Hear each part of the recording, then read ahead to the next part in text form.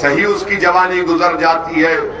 फिर जब वो आगे बढ़ता है तो क्या देखता है कि उससे कम पढ़ी लिखी उसकी बहन है उसके घर में जो शिक्षा हासिल नहीं कर सकी। और जब वो आगे बढ़ता है, उम्र में आगे बढ़ता है, तो क्या देखता है कि उसकी मौत फॉरवर्ड क्लास आला जात के लोगों से 6 साल पहले उसकी मौत हो जाती। आपको बता रहा हूं, मेरी इस बात को याद रखो। आप यकीनन आप और हम मिलकर बीजेपी को हराएंगे, मगर ये बताओ कि मेरे बच्चे अगर स्कूल में नहीं पढ़ेंगे, सबसे कम पढ़े लिखे हैं, मेरी बेटियां सबसे कम पढ़ी लिखी हैं पूरे उत्तर प्रदेश में, मेरे बेटी और बेटा सबसे कम ग्रेजुएट है 3%। अगर सबसे कम जमीन किसके पास है उत्तर प्रदेश में, उस समाज का नाम मुसलमान है। जो सबसे ज्यादा बेरोजगार है, उस समाज का नाम अल्पसंख्यक समाज के मुसलमान है। जो सबसे ज्यादा गरीब है, वो मुसलमान है। जिनके इलाकों में, बस्तियों में, गांव में सबसे कम बैंक है, वो मुसलमानों है। जिसको कम लोन मिलता बैंकों से, वो मुसलमान है। अब आप बताओ, आप किसको वोट देंगे फिर? मेरे अजीज दोस्तों और बुजुर्गों, मैं आपको बता रहा हूं, आपको समझाने के लिए कि आप या तो मतदान करिए हालत मजबूरी में या हालत मजबूती में। अगर मजबूरी में करना है तो याद रखिए, ये मुकद्दर हमारी औलाद का, हमारे नस्लों का हो जाएगा। कभी स्कूल नहीं मिलेगा, शिक्षा नहीं मिलेगी, बैंक नहीं मिलेगा, नौकरी नहीं मिलेगी और ये तमाम जमीन नहीं मिलेगी।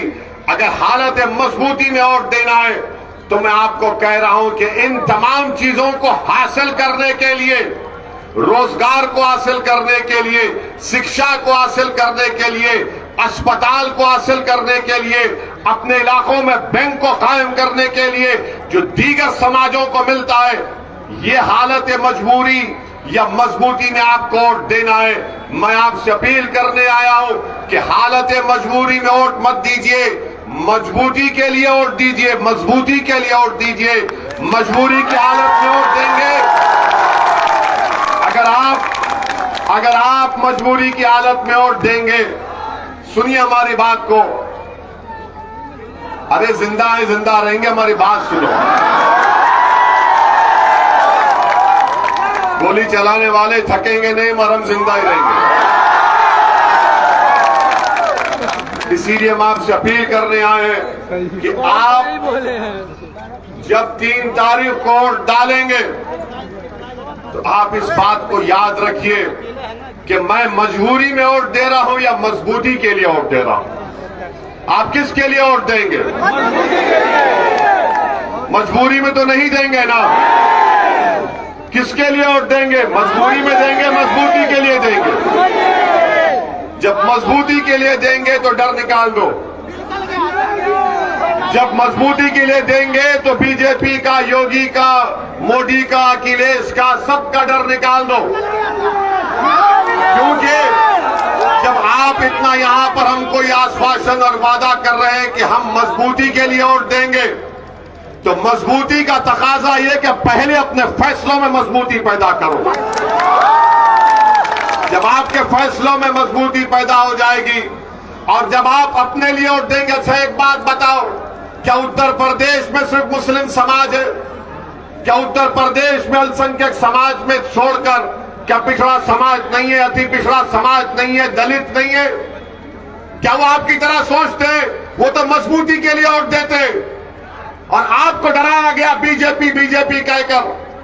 बीजेपी अगर जीत रही है तो आपकी वजह से नहीं जीत रही है। बीजेपी अगर जीत रही है तो अखिलेश यादव की निकम्मेपन से जीत रही है। अगर वो मजबूत हो जाता तो मोदी 7 साल में अखिलेश ने 3 चुनाव हार गए। 2014 आपको कहा गया, इबलीस के एजेंट आकर आपको बोल दिए, क्या बोले आपको कि भाजपा को हराना है, तो आपने कहा चलो अखिलेश को या बसपा को वोट देते। 2017 के विधानसभा के चुनाव आए तो आपसे फिर ये इबलीस के एजेंट आकर गए कि अखिलेश और राहुल को वोट दो, भाजपा को हराना है। आपने वोट दिया, भाजपा जीत गई। 2019 का लोकसभा का चुनाव है, अखिलेश और बहन मायावती मिल गए, आपने कहा चलो अब तो अपना कल्याण हो गया, मगर फिर भाजपा जीत गई। आपके वोट की अहमियत नहीं है।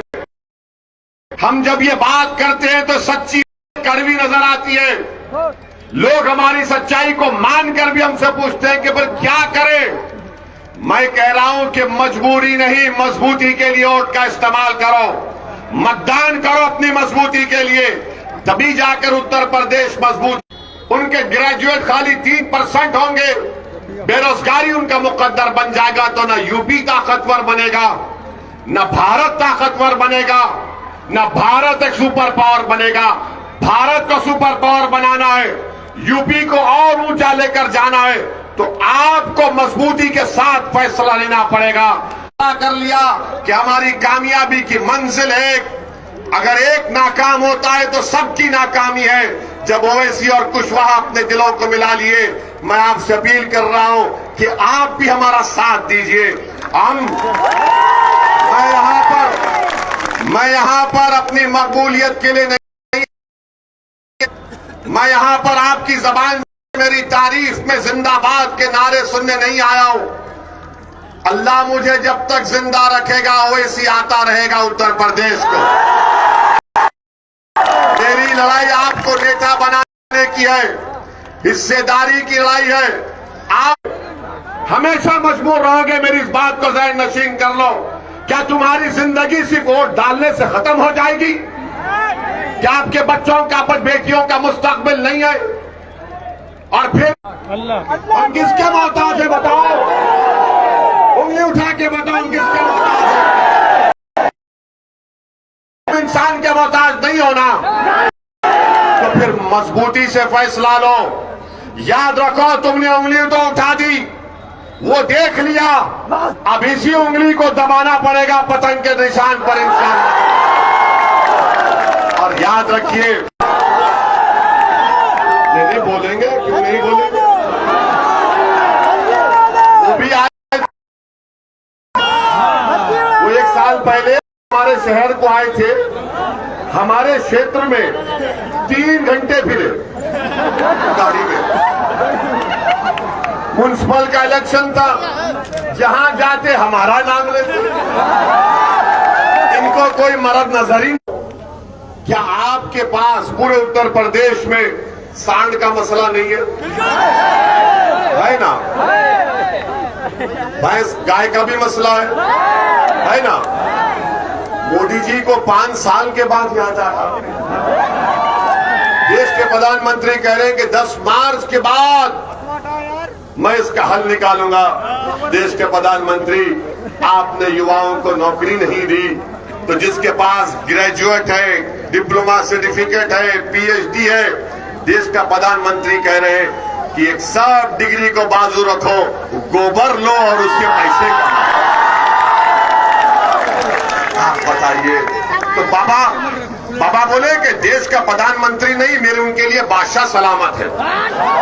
तो ये वजीर है। तो बाबा ने कहा मैं उससे बढ़ के बोलता हूं। क्या कहा बाबा ने? जिसके पास सांड होगा मैं उसको महाना 900 रुपये दूंगा। अब आप सोचिए कितनी गंदी बात।